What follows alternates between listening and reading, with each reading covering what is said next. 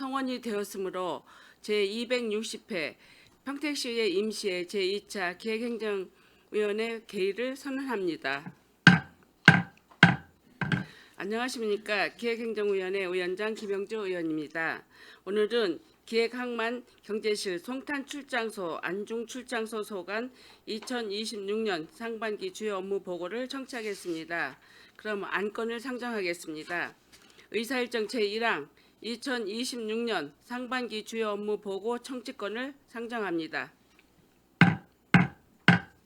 먼저 기획항만 경제실 소관 2026년 상반기 주요 업무 보고를 청취하겠습니다. 실장님은 보고해 주시기 바랍니다.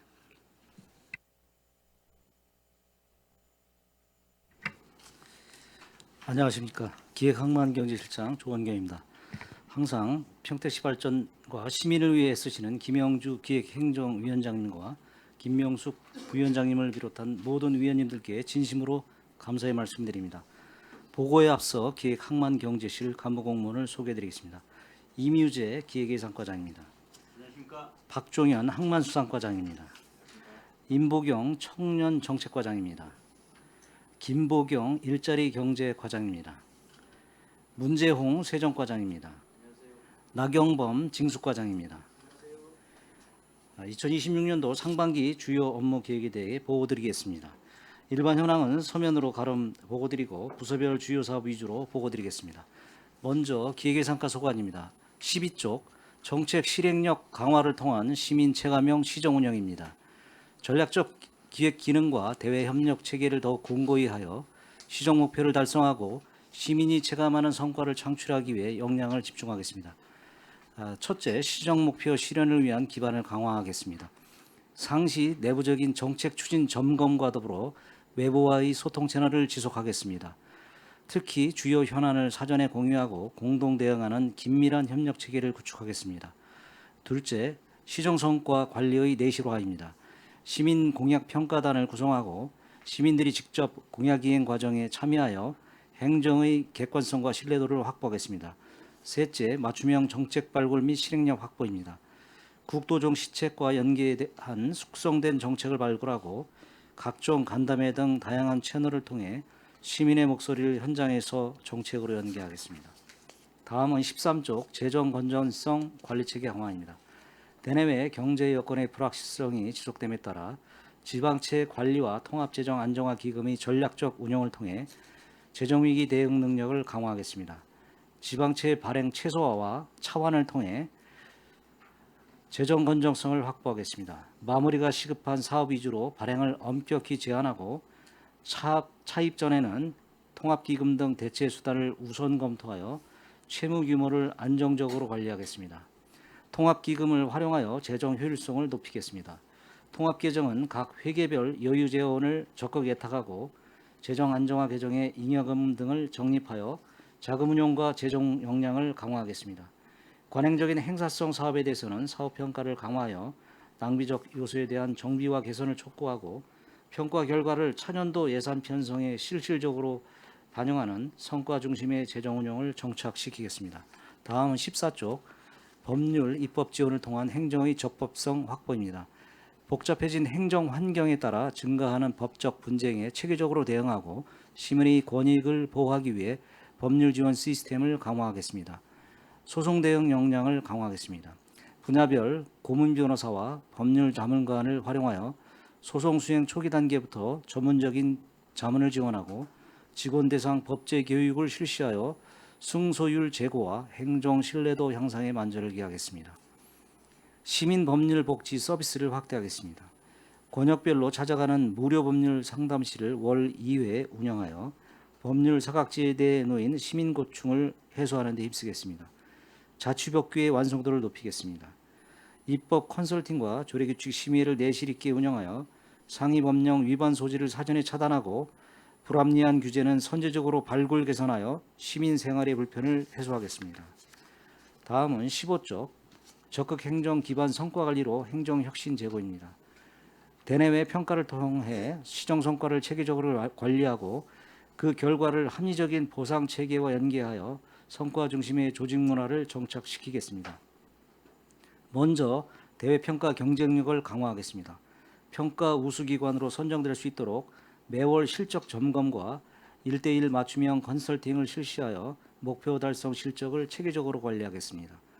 또한 혁신 협업 경진대회와 혁신 동호회 운영 등을 통해 조직의 혁신 역량을 높이고 변화하는 행정 환경에 선제적으로 대응하여 시민이 체감하는 행정 서비스를 구현하겠습니다. 아울러 적극 행정 우수 공무원 선발과 마일리지 제도를 통한 인센티브 강화를 통해 공무원이 책임 있게 도전할 수 있는 환경을 조성하겠습니다. 다음은 항만수산과 소관입니다. 17조 경쟁력 있는 항만 환경 조성입니다. 포트 세일즈와 시민 친화적 항만 이미지 구축을 통해 평택항의 경쟁력을 한 단계 높이겠습니다. 먼저 전략적인 화물 유치로 물동량 증대를 견인하겠습니다. 평택항 이용업체에 인센티브를 제공하고 항만 관련 업체와의 회의를 정례화하여 현장의 애로사항을 즉시 해소하겠습니다. 또한 평택항의 국외 설명회를 내실 있게 추진하여 신규 항로를 개설하고 화물을 다변화하는 등 실질적인 물동량 창출에 역량을 집중하겠습니다. 그 밖에도 평택항 희망의 바다 그림 그리기 대회와 평택항 홍보 아카데미 등 시민 참여형 프로그램을 운영하여 평택항이 단순한 산업 현장이 아닌 시민들과 함께하는 공간으로 자리매김하도록 홍보를 강화하겠습니다. 다음은 18조 평택항 친수 시설 조성입니다. 평택항 주변 환경 개선으로 시민들이 즐겨 찾을 수 있는 여가 문화 공간을 조성하겠습니다. 평택 항만배수로 정비 사업입니다. 현재 36%의 공정률로 차질 없이 진행되고 있으며 2027년 준공 목표에 맞춰 시민들의 쾌적한 휴식 공간이 조기에 제공될 수 있도록 추진에 만전을 기하겠습니다. 이어서 평택항 해양 안전 체험관 조성입니다. 당초 계획 부지의 교통 및 주차 문제 등을 선제적으로 해결하고자 구 국제 여객 터미널 부지로의 이전을 평택 지방 해양수산청과 긴밀히 협의하고 있습니다.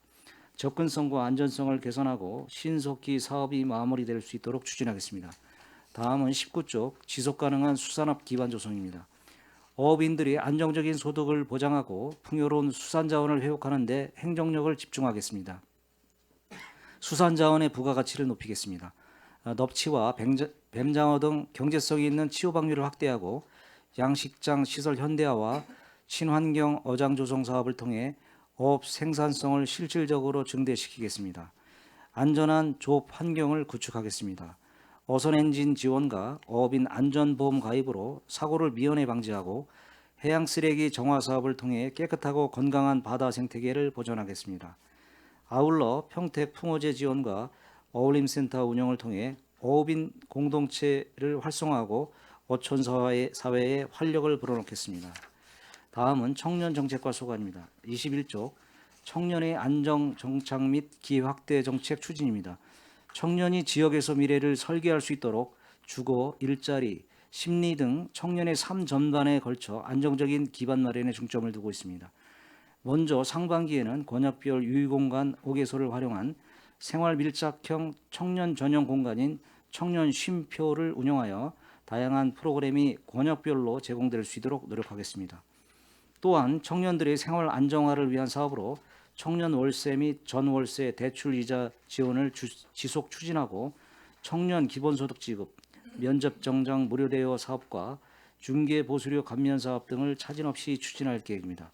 아울러 청년 참여 기구인 청년 네트워크를 통해 평택시 청년들의 관심사 제안에 귀 기울이고 청년 모임 활동비 지원, 청년의 날 축제 등 청년이 직접 참여하고 성장할 수 있는 활동을 지원함으로써 청년의 성장과 안정적인 기반 마련을 위한 정책적 노력을 지속해 나가겠습니다.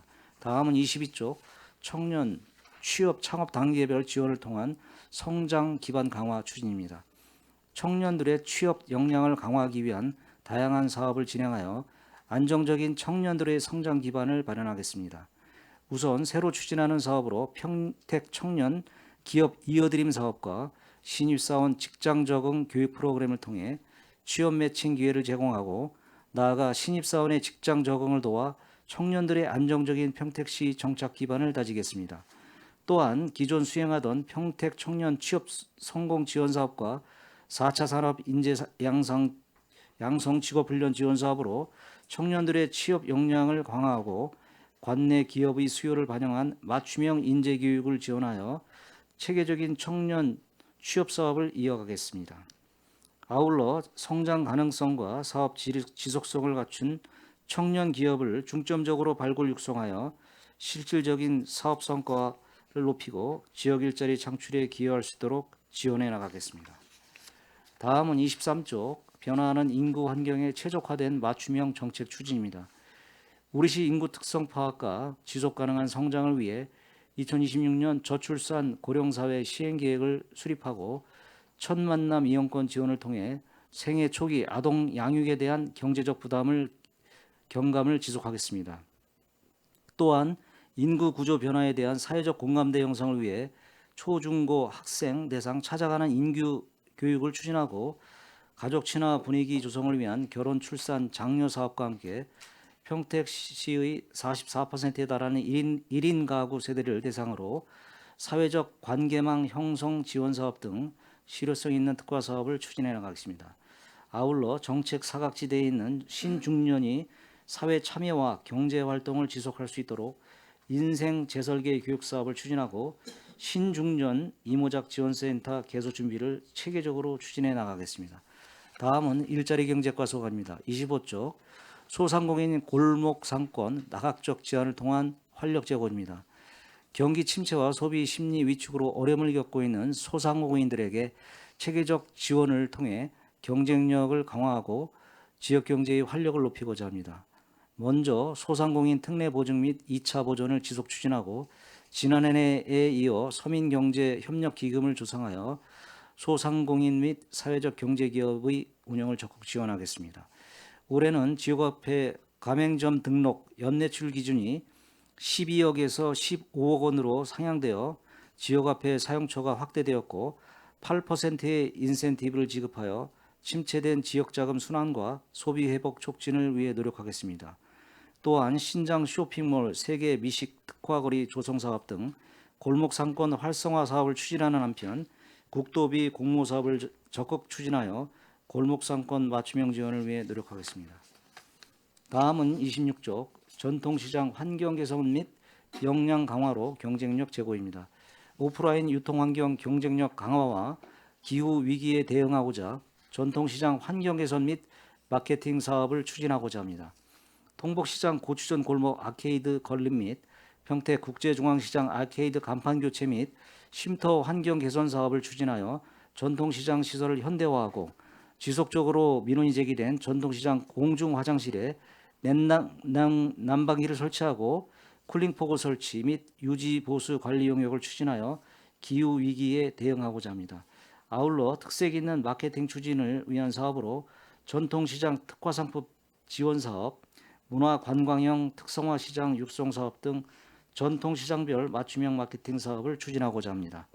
또한 화재 안전에 취약한 전통시장 안전관리를 위해 화재 안전요원 배치, 화재 패키지 보험, 화재 알림 시설 유지 보수 및 각종 안전점검을 실시하고 노후시설물 정비 및 전통시장 매니저를 지원하여 경쟁력 있는 전통시장을 만들어 가겠습니다.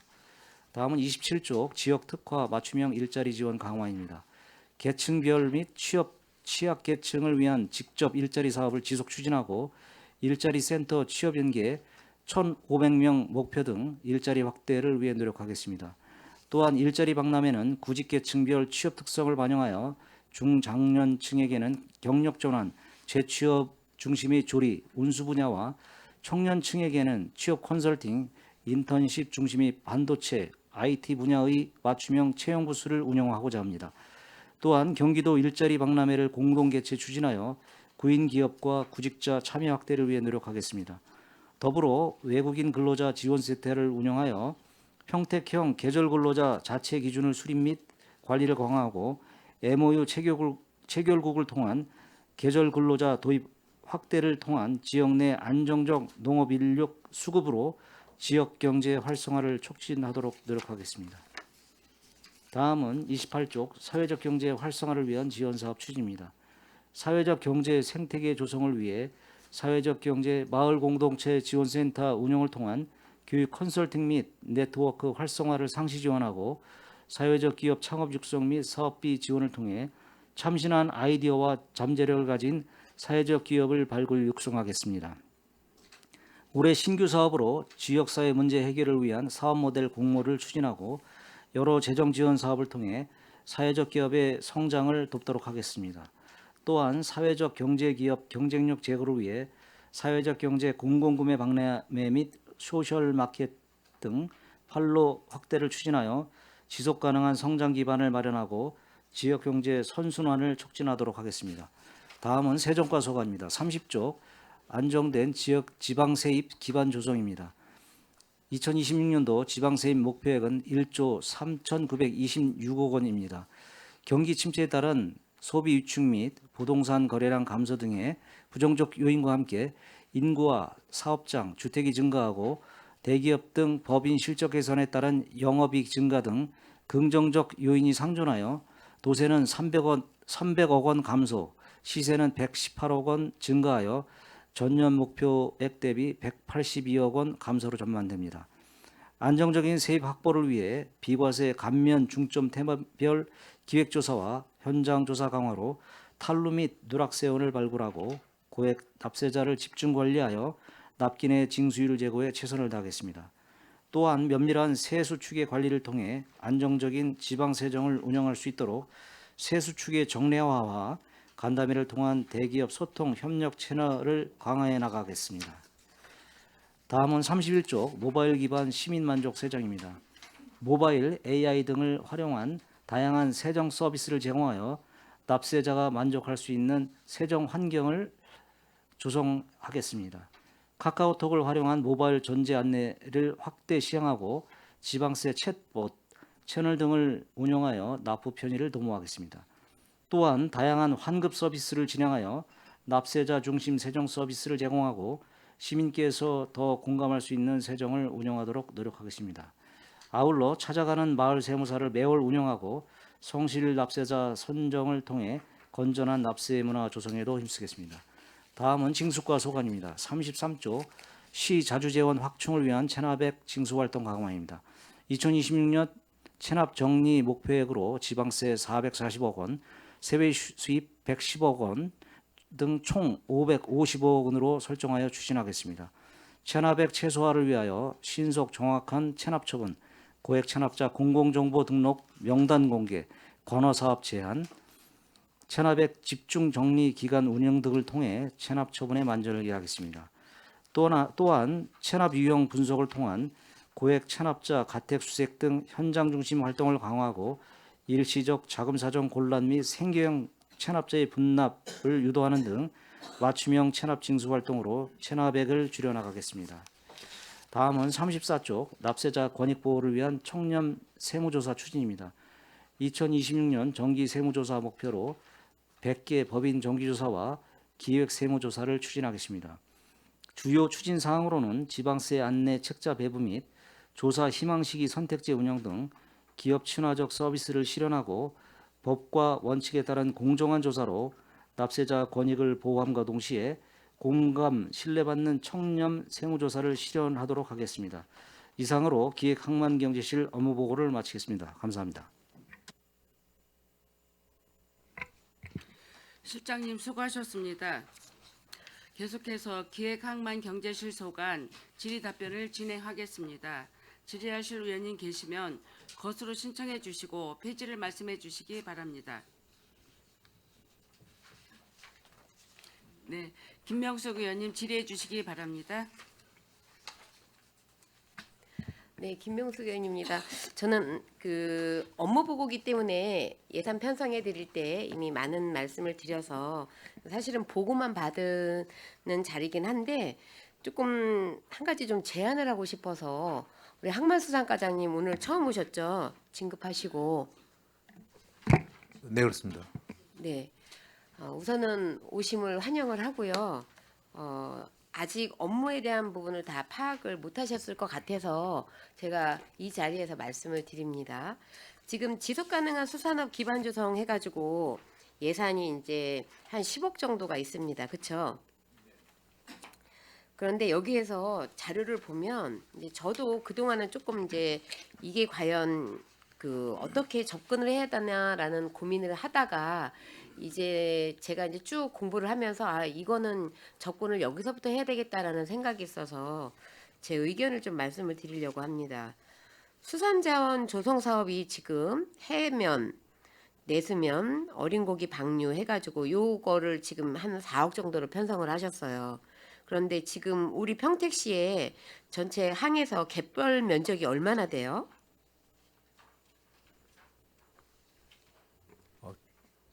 아직 정확히 파악이 안 됐는데 제가 확인해서 제가 말씀드리겠습니다. 받은 자료에 작년에 제가 항만수산과 자료를 받았을 때는 우리 그 학자 그 전문가들이 항만 그 개발을 할 때 그다음에 황해 특구로 정해지면서 이제 그 매립하고 이럴 때 내놓은 그 서류들을 봤어요. 그런데 저희 평택시 그 갯벌이 생태계 환경이 굉장히 좋다. 조성이 잘 돼 있다. 밀물과 썰물 차도 있고 그다음에 여러 가지 그 진이천이나 이런 데서 오는 그 영양분들이 많이 그 갯벌에 축적이 돼서 갯벌 생태계 자체가 갖고 있는 그 보전 가치는 굉장히 높다라는 그 안이 있었어요. 제가 본 자료에는. 그런데 여기를 쭉 자료를 보다 보니까 기본적인 갯벌이 살아야지만 이 수산자원 조성 사업이 성과를 볼 수 있거든요.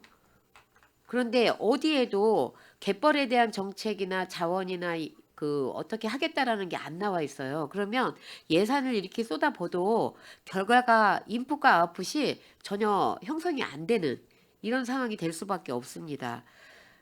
지금 뭐 해면과 내수면 어린 고기 방류를 해서 이것들이 계속 거기서 활성화되고 먹이가 풍부하고 그다음에 저희가 그 지금 보면은 정보글에서 어촌 공동체 활성화해가지고 예산을 국비를 따갖고 와서 지금 그쪽이 잘 돼 있는데 거기를 고민을 했었던 게 어떻게 이게 관광 활성화를 할 건가라는 고민을 했는데 갯벌이 살아있으면 사실은 그 체험이나 관광은 기본적으로 따라오죠.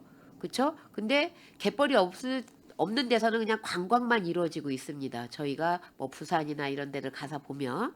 근데 평택은 갯벌이 굉장히 잘 형성이 되어 있는데 이 갯벌을 지키기 위해서 항만 개발이나 매립을 할 때 어떤 것들을 세워야 되는지가 전체적으로 제가 4년을 마무리하면서 나와 있는 자료가 하나도 없었어요. 그러면 여기에 쏟아붓는 그 10억이라든 예산이 요 예산만 갖고 하는 건데 지금 아무 효과를 못 난다고 하면은 너무 뭐 아주 좀 극하게 발언을 하는 거고 예산 대비 효과가 거의 낮아지고 연속성이 없다. 일회성으로 계속 가는 사업이다. 그러면 갯벌을 어떻게 우리가 그 지금 상황에 대해서 정확히 다시 한번 판단을 하고 그 갯벌을 지킴으로 인해서 우리 생태계가 어떻게 바뀌면서 수산자원 조성 사업의 방향을 어떻게 잡을 것이냐. 여기 어패류 같은 것도 사실은 들어가줘야 되는 거거든요. 그렇죠? 근데 우리 지금 여기에 생태계가 옛날에는 뭐 망둥어가 주로 나왔다라는 이야기를 제가 들었습니다. 근데 지금 그것도 안 나오고 있어요. 그러면 생태계가 어떤 부분에 있어서 지금 갖고 있는 자원에서 투자할 수 있는 예산 대비 효과를 빨리 볼 수 있는 것들이 어떤 것들이 있느냐라는 부분부터 우선 연구 용역을 좀 주셔야 될 것 같아요. 올해 세운 사업은 이렇게 가지만 그 연구 용역이라는 게 지금 주어야지만 예산 세워서 가을쯤에 나오면 그걸 가지고 내년 예산을 세우지 않습니까? 그래서 저는 전체 예산을 봤을 때 자원 회복 능력이 자정 능력이 지금 여기에는 없다. 자정 능력이 없는데 매년 그냥 돈을 갖다 붓고 형식적인 사업만 계속 해왔다.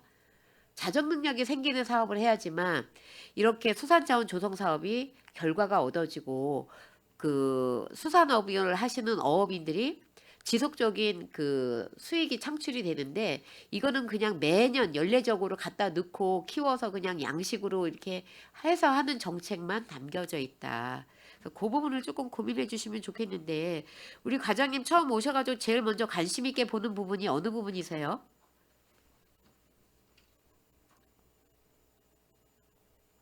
지금 경쟁력 있는 항만 환경 조성 그쪽으로 좀 우선적으로 좀 보고 있습니다. 그 경쟁력이라는 거는 어느 관점에서의 경쟁력이죠? 지금 현재는 물류 관련해서 좀 내용이 있고요. 그래서 항만이고 그러면 그렇죠? 네네. 그다음엔요. 그다음에 이제 말씀하신 그 환경, 저기 수산업 조성 환경 그쪽으로 좀 중심으로 좀 많이 보고 있습니다. 그래서 지금 본 의원이 말씀드린 부분은 정확히 그 좀 해 보셔야 될 부분입니다. 그래서 오늘 처음 오셨고 그다음에 지금 말씀드리는 거는 지금 용역을 준비를 해야지 내년 사업에 반영을 했을 때 어떤 결과물을 얻을 수 있고 그다음에 수산자원 조성 사업이라든지 어업인들에 대한 어떤 지속적인 수입이 창출할 수 있는 부분이 나오지 않을까 싶습니다. 혹시 그 부분에 대해서 뭐 연구 용역한 부분이 없었죠? 아직은.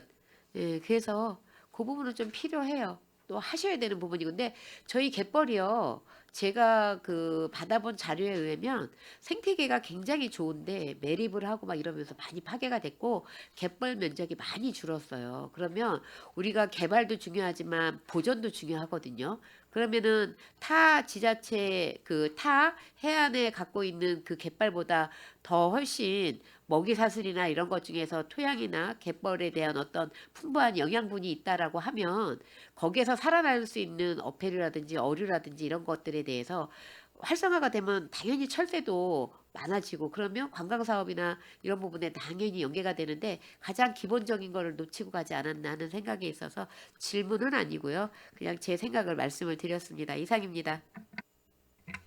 네, 김명숙 의원님 수고하셨습니다. 더 질의하실 의원님 계십니까? 최재형 의원님 질의해 주시기 바랍니다. 안녕하세요. 최재형 의원입니다.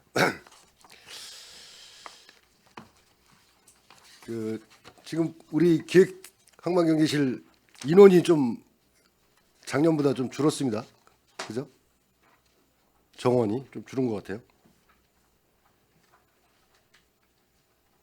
일자리 경제과에서 노동 그쪽 파트 네, 그쪽 팀이 넘어가서 저희 과에서 이제 기존에 이제 신재생 에너지 팀하고 신재생 에너지 예, 팀하고. 그쪽이 이제 그 환경국 쪽으로 가면서 조정됐습니다. 그래서 조정돼가지고 정원이 한 7명 줄은 것 같아요. 예, 다른 데는 변동이 없고. 우리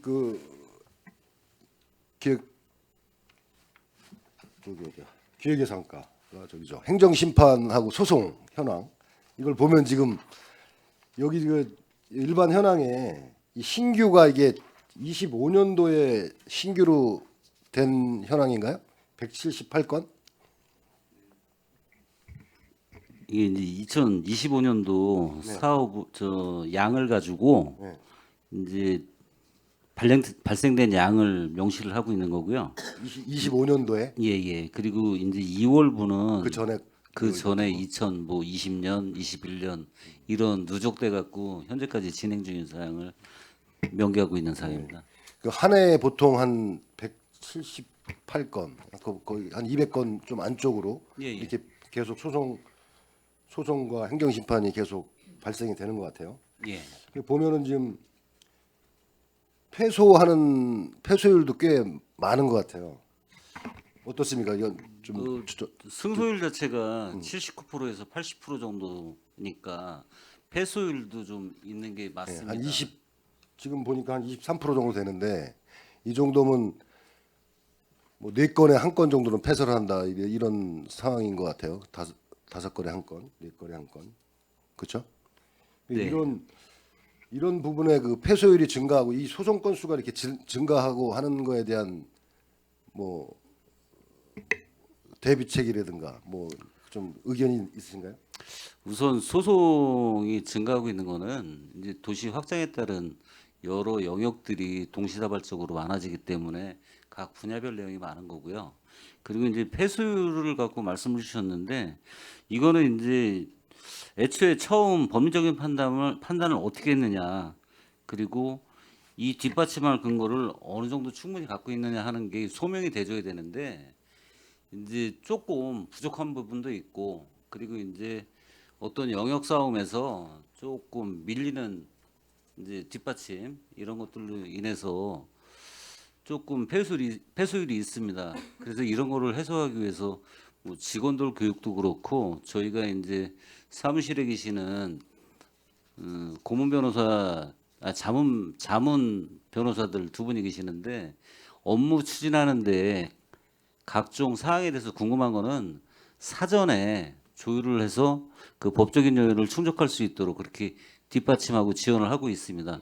지금 현재 하고 있는 것도 그렇고 앞으로도 그렇고 변호사뿐만이 아니고 고문 변호사 포함해서도 저희가 그 영역들을 확대를 하고 있고 지난 이제 행감 때도 말씀드렸지만 뭐 꼭 업무적인 게 아니더라도 MOU나 협약 이런 것까지도 그 안에 담을 수 있도록 지속적으로 노력하고 있습니다. 네. 좀그 우리 고문 변호사 분들이 이제 그 담당 특화된 담당 그런 게 있나요? 지금 우리 대부분은 이제 대형 이제 로펌식으로 다 그렇죠. 운영되는 데기 때문에 하지만 그 우리가 이제 고문 변호사나 자문 변호사분들이 또 분야별로 전문 내용도 있습니다. 그래서 각 부서에서 요구하는 내용하고 연관성이 많은 데 위주로 하되 어느 한 그 변호사 또는 로펌에 집중되지 않도록 전체 여건을 좀 조율을 좀 하면서 업무 배정을 하고 있습니다. 네. 우리 지금 시의 뭐 전문 인력이라든가 이런 게 좀 그다음에 아까 교육 같은 거 말씀하셨는데 그런 역량 교육 같은 거 그런 것도 좀 필요할 것 같고 그다음에 이게 이제 1심에서 패소하게 되면 이제 관행적으로 계속 그 항고하고 상고하고 이런 게 있는 것 같아요. 그런 것들도 면밀히 1심 패소 원인이나 이런 걸 판단을 하셔가지고 그렇죠. 자문 받고 해가지고 이거는 우리가 항소를 해도 뭐 패소율이 높다 이런 미리 좀 그런 점검이나 판단을 좀 해서 그걸 좀 줄여야 될 것 같아요. 무조건 그냥 1심에 지면 또 상소하고 대법원까지 그냥 가면서 이렇게 그렇게 되면 여러 가지 행정적 손실이나 금전적 손실이 있기 때문에 그런 부분들은 그 담당 변호사님이나 변호사들이 당연히 뭐 하면 이긴다 그러겠죠. 근데 그런 걸 면밀히 좀 검토를 좀 해야 될 것 같아요. 지금 다른 지자체도 그렇고 무차별적인 그냥 그 항소하는 경우가 많아요. 상고 대법원까지 가는 경우가 그런 부분도 네, 지금 말씀 주신 대로 이게 무차별적으로 한다 그러면 아까 말씀 주신 것처럼 뭐 착수금 이외에 승소사례금 같은 게 남발이 될 성향들이 있습니다. 그래서 저희가 이제 운영하는 8개 법무법인 그분들한테 자문을 사전에 받을 때 이게 이길 수 있는 거냐 없는 거냐 이제 저희가 대부분은 피고형으로 들어오는 게 많기 때문에 사리 분별해서 판단을 하고 법적인 요인 또 사례를 근거로 해서 일단 피고가 돼서 진행되는 사항이 저희가 완전히 패소할 것 같다 이런 걸 아닌 건 1심 판단을 받아보고 1심에서 이게 도저히 극복할 수 없는 문제로 인해서 패소할 게 확실시 된다 그런 판단을 받으면 2심 진행을 안 하고 그냥 저기 항고나 상고를 하고 있지 않습니다. 네, 그런 걸 면밀히 좀 하셔야 될 것 같고 그다음에 뭐 대법원 판례나 이런 것들도 잘 검토하셔가지고 해야 될 것 같고 그런 생각인데요. 그리고 지금 뭐 이런 그 지금 우리가 피고로 되는 퍼센테이지가 거의 다 그런가요? 우리 시에서 또 원고로 하는 경우도 있잖아요. 대부분 뭐 대부분. 비율까지는 제가 파악은 하고 있지 않은데 아까 말씀드린 것처럼 이제 어떤 행정행위에서 발생되는 사항들이 주체를 시로 두고 행위에 대한 부당성을 제기하고 하는 거기 때문에 대부분은 평택시가 피고가 되는 경우가 이제 사항들이 많습니다. 맞습니까? 90% 이상 되나요? 넘을 프로세스 것 모르시고 같습니다. 넘어요? 네, 그래서 그런 부분들 잘 면밀히 좀 검토하시고 해가지고 최소한 지금 이제 이 소송이 자꾸 계속해서 들어온다는 거는 이제 그런 그쪽 그 민원인이죠. 그런 분들하고의 뭐 이제 문제, 그 행정에서 강압적으로 하다 보니까 소송을 하는 경우도 있을 거고, 예? 그럴 것 같아요. 그러니까 그런 부분을 좀 사전에 조율도 좀 필요한 것 같고 최소화할 수 있도록 그리고 면밀히 대응할 수 있도록 그렇게 해주시기 바라겠습니다. 알겠습니다. 그리고 우리 고문 변호사 이번에 조례 이게 2차례 연임하게 돼 있죠. 그럼 기존에 하던 데들은 이제 그 기간이 만료되면 새로 갱신을 해야 되는 그런 상황이죠. 기존에 위축돼서 운영되고 있는 사항들이 있기 때문에 네. 그 경과 사항을 무시할 수는 없어서 그분이 지난번에 의원님들한테도 보고를 드렸지만 기존에 하고 계신 분들도 우선 지금 연임하고 있는 그 기간 저기 위촉 기간 있지 않습니까? 그거는 채워야죠. 인정을 해주고 인정을 해주고 그다음 그 이후에 이제 파생되는 또 위촉돼야 되는 부분들은 이외에 한해서 이제 연장 가능하도록 지난번에 조례를 개정했던 사항입니다. 네. 네. 보니까 2001년부터 하신 분도 있네. 알겠습니다. 그리고 13페이지 그 지금 주요 재정사업 사업평가 내시라 한다고 이제 추진 방향 및 계획에 이제 적어주셨는데 이제 관행적 행사나 이런 것들 사업평가를 강화해서 이거를 좀 뭐 페널티를 준다든가 이렇게 되나요? 뭐 예산을 감액한다든가 이런 식으로 어떤 식으로 합니까 이거? 우선 이제 전에도 이제 말씀들 많이 주셨던 사항이고요. 저희도 이제 준비를 하고 있었던 사항인데 대체적으로 지금 현재 이제 논제가 많이 되는 것 중에 하나가 이제 행사성 경비들 뭐 이런 거 그리고 일정 금액 이상 되는 사업 이런 사항들인데 기존에는 그 대부분 이런 판단을 해보면 성과나 집행 이런 문제점들을 분석을 하면서 예산 편성용 자료로 활용을 했었습니다.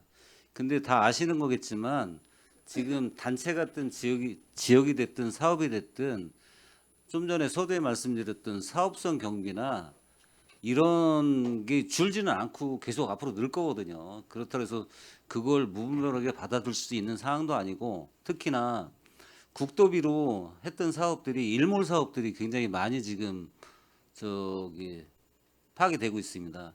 근데 이런 거를 할 때 어느 근거 없이 할 때에는 시비가 계속 들어가는 이제 상황이 발생이 되기 때문에 앞으로는 조금 더 이제 판단을 해보고 부서하고 협의를 면밀히 해서 이 사업을 바로 또 다음 연도에 할 수 있겠느냐 그러면 그 내용들을 뭘 토대로 하느냐 이런 것들을 서로 좀 분석을 해가지고 이제는 참고 자료가 아닌 페널티가 됐든 일몰 사업 진행이 됐든 미흡한 사업에 대해서는 앞으로 그렇게 진행할 계획으로 지금 저희들이 좀 추진을 좀 하고 있습니다. 네, 이거 필요성이 꼭 있을 것 같아요. 지금 내년부터는 이 관행적인 행사성 사업들 이런 것들에 그런 거를 면밀히 그 사업 평가를 해가지고 일몰시킬 건 일몰시키고 줄일 건 줄이고 이런 걸 좀 하셔야 될 것 같아요. 그래서 말씀을 드렸고요.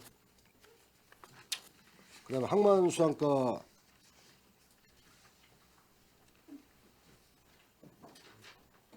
이번에 그 보니까 그 물동량이 많이 증가를 한 것 같습니다. 그렇죠? 예, 그렇습니다. 선택한 물동량이 보니까 95만 6천 TU 한 3.4% 좀 성장을 한 것 같아요. 전년 대비. 네네. 지금 그 이 우리가 그 뭐냐 포트 세일즈 그런 국내 설명회를 좀 하잖아요. 이거를 경기 평택항만공사와 같이 협업해서 하는 경우가 많나요? 대부분 그렇나요? 어떻습니까? 예, 대부분 항만공사랑 같이 같이 하는 해가지고요 네. 설명을 하고 있습니다. 알겠습니까? 올해는 어디 25년도 전년도는 몇 군데 하셨죠?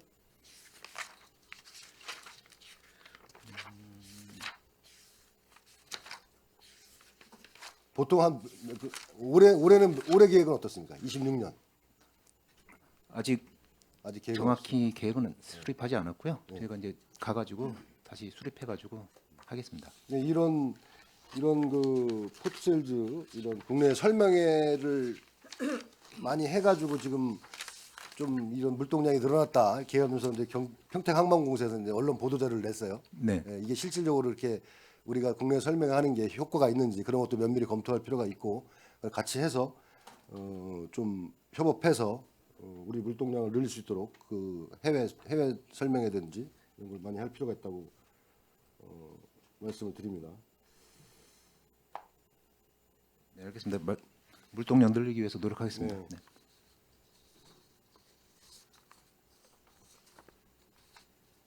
그리고 지금 오신지 이제 오셔가지고 이제 업무 파악이 좀 제대로 안 되셔가지고 다음에 또뭐 궁금한 건 질문 드리고요. 우리 그 평택 해양 안전체험관 그거 보고 받으셨나요? 지금 어떻게 진행되고 있습니까? 이게 지금 올해 지금 완공한다고 지금 그때 말씀을 하셨는데 전년도에 작년에 이렇게 업무 보고 때 말씀을 하셨는데 여기 지금 진행이 어떻게 되고 있습니까? 그 사업비 조달을 하고 있나요?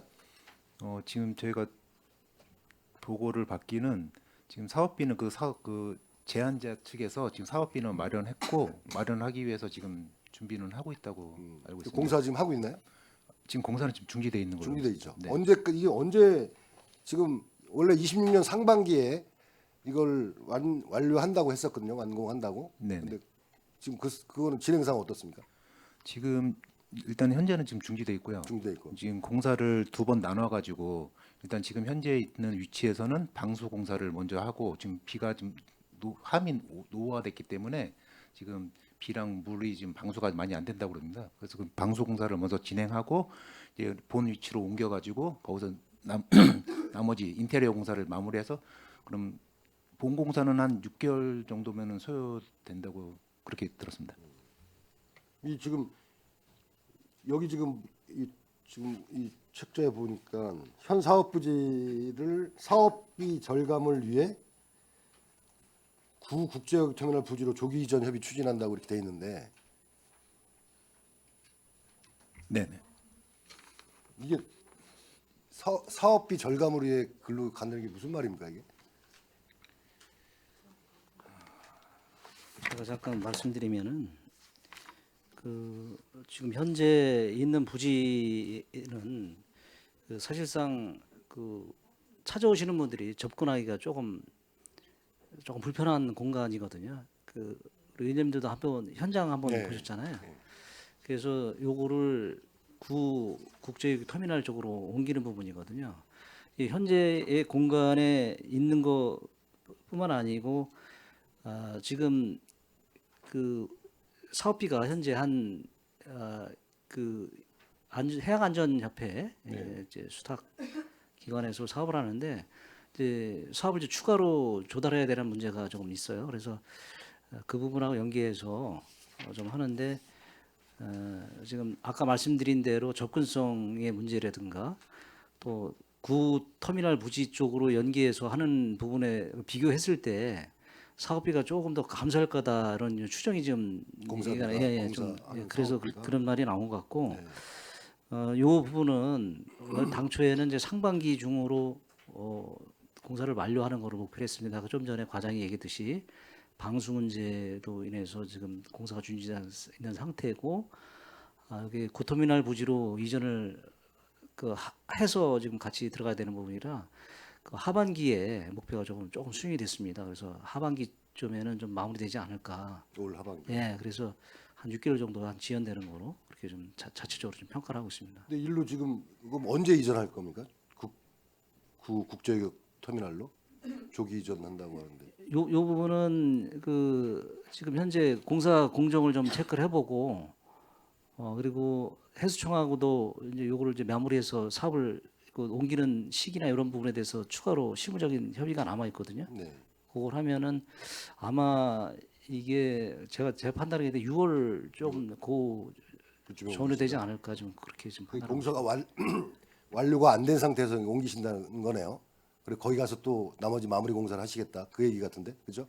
지금 그 일단 방수하고 인테리어하는 부분들을 거기서 이제 진행하고 그리고 이전하는 시기하고 요걸 좀 그 마무리 인테리어하는 시기하고 좀 비교를 해서 어느 게 좀 빠른지 이게 해수청하고 마무리해야 될 협의해야 될 그 내용들이 좀 남아 있거든요. 그 부분들과 맞물려서 진행이 되기 때문에 이렇게 완전하게 인테리어를 하고 옮길 건지 아니면 어느 정도 방수 공사 완료하고 기본 인테리어하고 옮겨서 마무리할 건지 요거는 차후에 요거는 결정될 것 같습니다. 지금 이게 뭐 계속해서 이렇게 지금 지연되고 있지 않습니까? 계속 이게 지금 뭐 저희 구대 들어와서부터 초창기부터 내년에 완공된다 한 게 지금 여기까지 왔어요. 지금 26년 말로 지금 또 얘기가 되는데 이것도 지금 확실한 게 아니잖아요. 지금 예상인 거지. 너무 좀 지체되고 이런 부분에 대해서 좀 참 사업비는 다 준비가 됐다 이거죠. 준비가 됐으면 빨리 공사하면 될 텐데 왜 지금 뭐 시기가 하여간 올해 안에는 사업비는 조달 다 했다. 그때 40매덕인가 저기 그 사업자가 조달해야 된다고 그렇게 보고를 받았었는데 네네. 그쵸? 46억 조달을 46억. 해야 되고요. 네. 지금 35억은 조달을 했다. 조달했고 11억은 향후에 이제 변경 통해서 그 마무리하는 걸로 그렇게 정리됐습니다. 알겠습니다. 이거 네.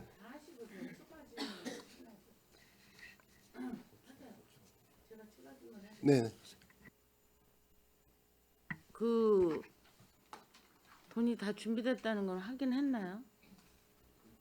확약서를 그 한국 해양 안전협회 안전체. 거기서 그 임원들이 확약서를 돈 얼마 부담하겠다는 확약서를 좀 확인했습니다. 확인했고 그러면 내가 지금 우리 최정원님하고 저 동감하는 얘기가 많아서 다시 제가 하는 건데 그럼 이게 이제 해수청하고 협의는 어느 정도 어떻게 돼 있어요? 일단 해수청과 협의는 일단 신터미널 이게 네. 지금 활성화가 되면은 네. 이 활성화를 먼저 시키고 그럼 이제 우리 여기 그 컨테이너 야적장 그게 옮겨가고 그 자리에 이제 이 함이 오는 그 순서거든요. 근데 지금 아직 그 신터미널이 활성화 안 돼서 아직 야적장 부지가 마련이 안 근데 돼서 그걸 준비하고 신터미널이 있습니다. 활성화된다는 게 지금 언제 될 것 같아요? 그럼 더더욱 이거 막막한 거예요. 아니 지금 그 부도를 어떻게 하지 않고서는 활성화가 될 수 없는데 우리가 되면은 올해 안에 하겠다. 이건 진짜 더 이상한 말인데. 아니 신터미널이 이게 해결이 되겠어요 지금? 아니 멀쩡한 걸 져놓고도 못 쓰고 있는 상태인데 거기다 이 해수청에서 그쪽에 그렇게 되면 가겠다면 이거는 막막한 거고 두 번째는 이 지금 구 여객터미널로 친수 공간을 하겠다는 걸 아예 정해놓고 일을 하시는 것 같은데 그것도 그게 맞는지 지금 또 거기를 그 친수 공간을 안 맞는다고 하는 팀도 있잖아요. 저는 어느 팀의 얘기가 맞는지 몰라요. 아니면 용역을 하시든가 해서 이거 앞으로 이 해양 창원관을 올려놓으면은 다시는 바꿀 수가 없어요. 이건 굉장히 중요한 겁니다. 그리고 그분들이 뭐 이렇게 해서 일단은 뭐 해수청에서 나는 이거 사업 안 된다고 봐요. 이렇게 되면 신여객터미널 문제가 해결이 안 되는데 그 여객터미널을 옮길 수도 없거니와 돈이 확실하게 돼서 인테리어까지 마무리해서 옮기기만 하면 돼요. 근데 옮겨놓고서 인테리어 한다? 그때는 우리는 더더욱 빼도 박도 못해요. 옮기는 것만 해도 지금 이게 몇 억이 드시는지 알아요? 이 계획을 우리 과장님은 지금 오셨기 때문에 제가 그냥 드리는 말씀이고 참조하셔서 그거에 대한 대응책을 마련하셔야 돼요. 실장님, 이거 이렇게 해서 이거 될 것 같아요? 의원님께서 우려하시는 부분 충분히 이해를 하고요. 저희 이제 그 신터미널이 해수부에서 저기에 올해 입장은 올해 마무리하겠다는 입장이거든요. 올해 마무리가 제대로 돼야 네, 터미널을 그래서 쓰지. 이제 그 부분하고 연계가 돼야 되는 부분인데 아까 말씀드렸듯이 지금 현재 해양 안전 체험관이 있는 부지에서 옮기는 문제가 그거가 이제 연동이 돼 있어요. 그래서 저희도 이제 해수청하고 계속 해수부하고 협의를 지금 실무 협의를 지금 네. 하고 있는 상태고 또 그 공사가 중지가 돼 있는 부분이기 때문에 방수 공사라든가 후속 사업들이 그 안에 인테리어 내부 공사가 빨리 진행이 되는 게 맞습니다. 그래서 그 부분은 저희가 그 해수청하고 지금 계속 협의를 하고 있는데 아마 그 지금 내부 인테리어 작업은 현 부지에서 만약 해결이 안 된다면 현 부지에서 계속 작업을 하고 거기서 할 수도 있고 해는 중간에 뭐 해수부하고 그런 사업들이 잘 그 협의가 돼서 그 구터미널 부지로 이전할 시기가 되면은 이전을 하는 거고 만약에 늦어진다면은 현 부지에서 인테리어 공사를 마치고 나서 향후 이제 이전하는 방안을 지금 강구를 그러니까 했습니다. 일을 잘 생각해 보세요. 신여객터미널 해결이 안 되면 갈 수도 없거니와 두 번째 그렇게 한 달에도 해수청에서 어떤 결론을 낼지 우리는 몰라요. 근데 지금 이 해양안전체험관에서 돈을 마련했어. 그러면 다 마무리하라 하세요. 하고 나서 옮기는 건 문제가 안 돼요. 근데 옮겨놓고 나서 일을 한다? 우린 더더욱 거기에 빠져드는 거예요. 일의 순서를 잘 생각해 보시고 해야지 이거 뭐 그럴 것이다라고 이것까지요. 이게 7대 때부터 했어. 이 12년이 걸린 일이에요. 12년이 걸린 상태에서도 해결점은 정말 아리송한 이 상황을 일의 순서를 우리 과장님 잘 정하세요. 네, 알겠습니다. 뭐가 먼저인지 내가 볼 때는 신여객터미널이 안 되면 우리가 옮겨 가서도 안 돼요. 왜? 구 여객터미널 그런 부지를 또 마련해서 우리가 그런 일을 하기도 힘든 상황에 무조건 친수 공간을 해야 된다? 이것도 생각해 볼 문제입니다. 우리가 지금 평택호 관광단지를 개발함에 있어서 꼭 그 자리에 평택함이 가야 되느냐? 이것도 생각해 봐야 돼요. 이것도 우리가 관광삼의 일종으로 했고 체험이잖아요. 그러면 이게 과연 어디에 자리를 잡는 게 맞는가도 생각을 더 깊이 해야 된다고 저는 봅니다. 이거 지금 12년이 걸쳐도 돈 문제 생기고 또 옮겨갈 만하니까 또 신여객터미널에 문제가 생기고 우리 임의로만 될 수 있는 일이 아니에요 지금. 그런 부분에 있어서 일의 순서를 정하시고 내가 생각하기엔 돈이 마련됐으면 거기서 인터뷰까지 다 끝내라 하세요. 그런 다음에 옮기는 건 아무 이상이 없다고 봅니다. 나중에 이 부분에 대해서 우리 과장님 정리해서 알려주시고 해수청하고도 어떻게 협의가 되는지 그리고 이 구 여객터미널을 이렇게 어떻게 해야 활용해야만 되는지는 시민의 여론도 물론 중요하지만 이거 앞으로 한번 정해지면 계속 갈 것이기 때문에 용역을 하시던지 그래서 그 평택구 관광단지하고 이걸 어떻게 연결할 건지도 저는 봐야 된다고 보거든요. 우리가 이렇게 했으니까 이렇게 하자. 이게 이렇게 돼서 되는 일입니까? 이게 한두 푼짜리 공사도 아니고 그리고 이런 여객 터미널을 다시 한번 만드는 것도 쉽지 않은 일이에요. 그런 부분에 있어서 중요한 결정이 필요하다고 생각하기 때문에 용역들 많이 하시잖아요. 왜 이런 건 용역을 안 해요? 이 중요한 시점에. 네, 다시 한번 깊게 논의하시고 결정을 하셔야 될 걸로 봅니다. 우리 결정만 된다고 일이 되진 않지만 지금 상황이 이렇게 쉽게 넘어갈 일이 아니에요. 지금도 6개월을 딜레이한다? 돈이 협약서 갖고 돈이 됩니까? 돈이 진짜 통장에 들어왔는지 확인이 돼야지 일이 되는 거고 빨리 인테리어까지 하라 하세요. 네, 이상입니다. 네, 지금 김 의원님도 말씀하셨는데 지금 있는 현 장소에서 공사를 마무리하는 게 맞는 것 같아요. 맞고 그리고 나서 다 완공이 된 다음에 옮기든지 해야지. 이거 계속 글로 또 옮겨놓고선 거기서도 공사 이렇게 지지부진하면 이 문제가 또 더 심각해지니까 그런 부분하고 그다음에 그 예전에 우리 그 구 여객터미널 거기 그 활용 방안 연구 용역 한다고 그러지 않으셨나요? 그쪽 거기 활용 방안 계획 같은 거 토론회했었네. 그것도 용역이 좀 그거 어떻게 사용할지 그것도 지금 말씀하신 대로 필요할 것 같습니다. 조속히 업무 파악해서 네. 보고 드리겠습니다. 그리고 우리 청년정책과 그 우리 청년 면접 정장 무료대요. 지금 5개소 해가지고 3천만 원 예산인가요? 이게 695회 했다고 돼 있는데 이 올해 맞습니까? 이 작년하고 데이터가 똑같아요. 작년에도 예산 말씀하시는 겁니까? 예산하고 그 건수 예산은 저희가 이제 3천만 원. 네네. 현재는 3천만 원이고요. 네.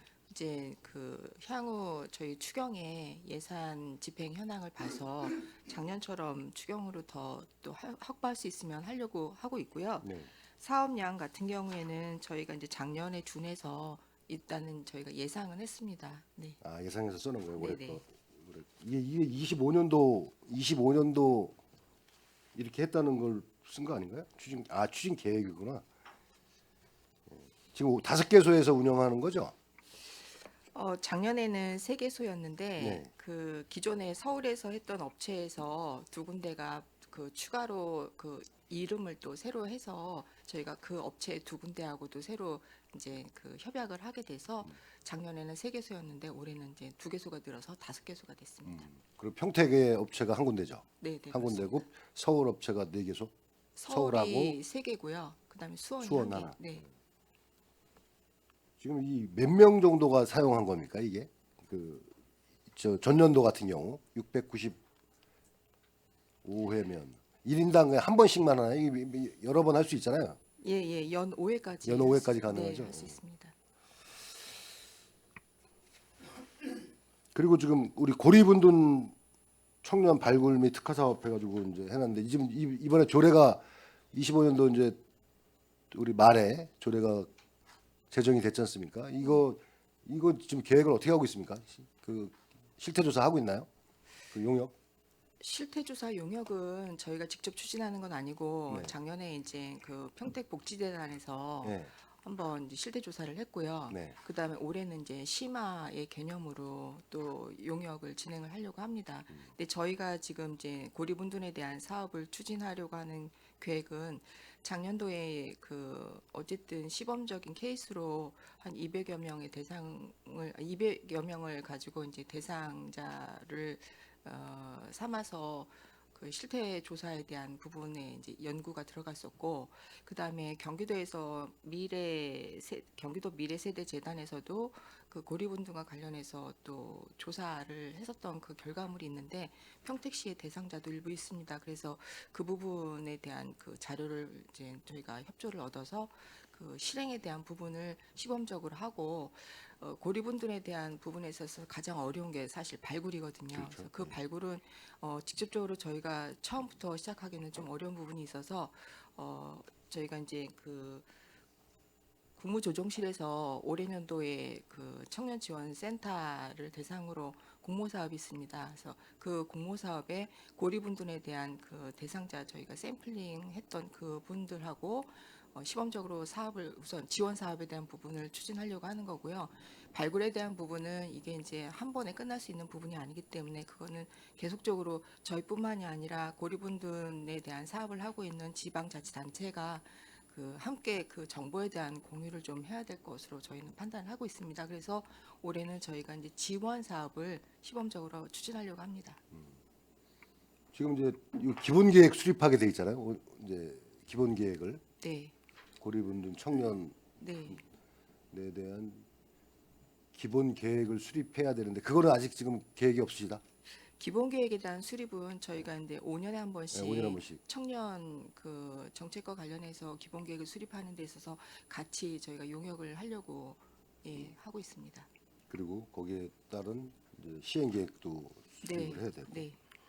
지금 아까도 말씀하셨듯이 이 발굴하는 게 굉장히 어렵잖아요. 이런 부분들 어떻게 해야 될지 그런 부분도 저희가 이제 우선적으로는 그 발굴에 대한 부분이 사실은 그 대상자들이 이렇게 밖으로 드러나 있는 형태가 아니기 때문에 이제 그 매체를 이제 SNS라든지 그다음에 그 청년들이 자주 이용하는 그런 매체도 저희가 고민도 하고 있고 그다음에 이제 저희 평택시 정신건강센터하고도 그런 대상자들을 같이 협업을 해서 찾으려고는 하고 있습니다. 이 좀 정부하고 많은 협업이 필요할 것 같아요. 경기도나 그렇습니다. 네. 그쪽에서도 할 테니까요.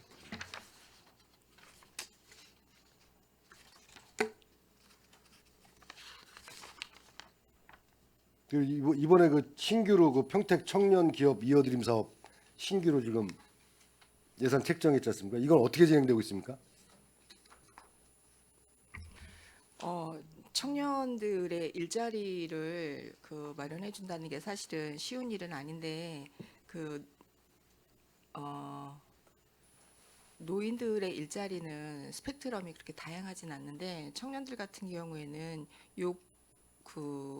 요구도 다양하고 그다음에 그 사실은 그 직종이나 이런 선호도도 너무 다양하기 때문에 그 일일이 다 맞추기는 어려워서 저희가 작년도에 이제 4차 산업 인재 육성 과정을 그 작년도 실적과 그 전년도 그 실적을 봤을 때 어려운 부분에 대해서 저희가 이제 어떤 부분에 있어서 이런 매칭이 잘 안 됐었는지 고민해 봤을 때는 교육 과정에 대한 그 매칭이 기업체하고 그다음에 실제로 이제 그 요구하는 인재상하고 그다음에 청년들이 그 선호하는 그 직장의 직종이라든지 이런 것들이 너무 다양하다 보니까 저희가 그 부분을 어떤 평균선에서 교육과정을 만들었는데 그 부분이 이제 매칭이 좀 어렵지 않았나 싶어서 저희 요번에 이제 맞춤형으로 기업들이 원하는 인재상이긴 한데 그 일반적인 그 취업 사이트에서 공개적으로 모집하는 그런 청년들이 아닌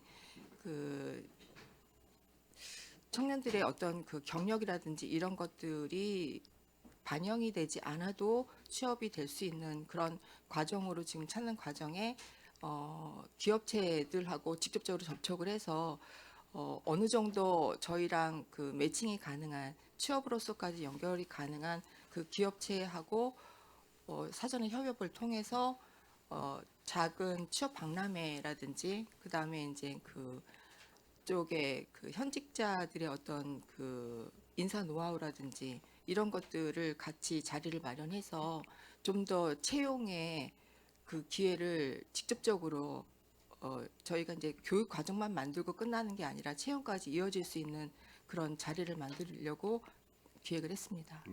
근데 이게 기업 현직자들의 이제 멘토링 네, 하고 청년들에게 취업 매칭 기회를 제공한다고 하는데 네. 그리고 이 기업들은 뭐 저기가 그 뭐야 선택이 됐나요? 어떤 기업들이 한다 이런 것들이? 지금 저희가 그 여러 루트로 기업체를 이제 맨투맨으로 만나고 있습니다. 그래서 저희의 이런 참여하겠다는 사업을 기업들이 있어요? 일부는 이제 의사를 밝힌 데도 있긴 한데 네. 사실은 이제 기업체에서도 우리가 이런 그 매칭을 했을 때 우리 기업체에 어떤 그 이익이 발생하느냐에 대한 부분도 저희한테 제시하는 게 있거든요. 사실은 저희가 그런 거는 또 별도로 사업비를 세워야 되는데 그 사업비까지는 세우지 못했기 때문에 저희 사업의 취지를 이해하고 그다음에 평택시 청년들의 일자리를 확보한다는 어떤 그런 부분에 있어서 지금 저희가 업체를 그 1대1로 찾고 있습니다. 찾고 있는 거예요? 네. 그러니까 이 청년하고 기업하고 그러니까 청년하고 기업하고 매칭해 준다는 그런 그런 취지가 취지로 있습니다. 사업을 한 건데 네. 여기 지금 뭐 120명에 2,200만 원 이렇게 예산은 써 있어요. 근데 네. 이게 어떤 식으로 지금 그 기업체들을 그 여기에 이제 참여할 수 있는 기업체들을 모집을 해야 될 거 아닙니까? 네. 그렇죠? 그리고 청년들을 매칭을 해야 될 거 아니에요. 네. 이런 것들이 지금 잘 진행되고 있는지 그걸 여쭙는 거예요. 네, 그러니까 지금 진행하고 하고 있어요? 있습니다. 네. 네. 이걸 뭐 박람회를 통해서 아까 지금 말씀하셨는데 박람회를 통해서 하는 게 아니잖아요. 이건 네, 아닙니다. 그렇죠. 1대1로 매칭해가지고 네, 네. 취업 멘토링 해주겠다는 그런 말씀이잖아요. 예. 그러니까 그런 분들 준비 잘 하셔가지고 이 목적대로 네. 사업이 될 수 있게끔 준비를 하셔야 될 것 같아서 지금 말씀드리는 거예요. 네, 네. 그렇게 하고 있습니다. 네. 알겠습니다. 예, 여기까지 하고 예, 여기까지 하겠습니다. 오늘 하루 회의 진행을 위해 잠시 정회하고자 하는데 의원 여러분 이의 있으십니까? 이의가 없으므로 10분간 정회를 선언합니다.